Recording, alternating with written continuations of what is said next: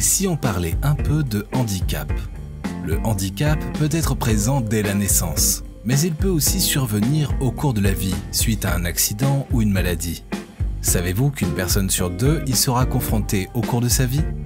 C'est ce qui m'est arrivé. Je suis Nassim et je travaille depuis quelques mois comme conseiller de vente au sein de la boutique Fursac. J'aime le contact avec les gens et j'avais vraiment envie de rejoindre cette enseigne.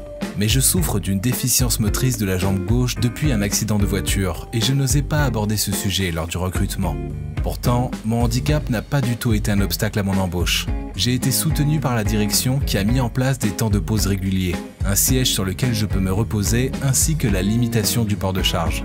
D'ailleurs, je me suis très vite rendu compte que le handicap n'était pas du tout tabou chez Fursac et que plusieurs collaborateurs avaient eux aussi bénéficié d'aménagements de poste.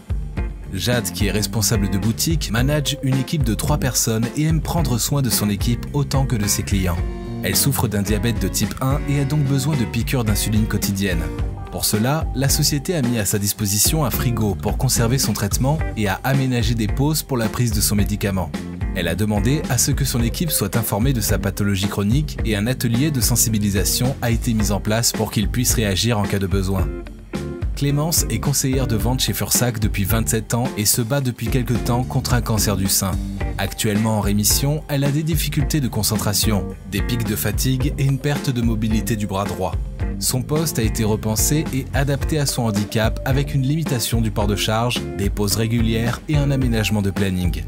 Pour éviter qu'ils y voient des privilèges, ses collègues ont été sensibilisés et certains se sont portés volontaires pour adapter leur planning à ses besoins.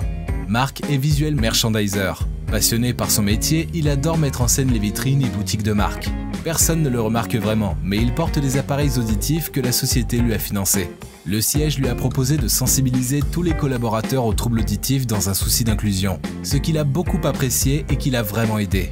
Jules, responsable adjoint, a longtemps hésité à informer son employeur de sa dyslexie.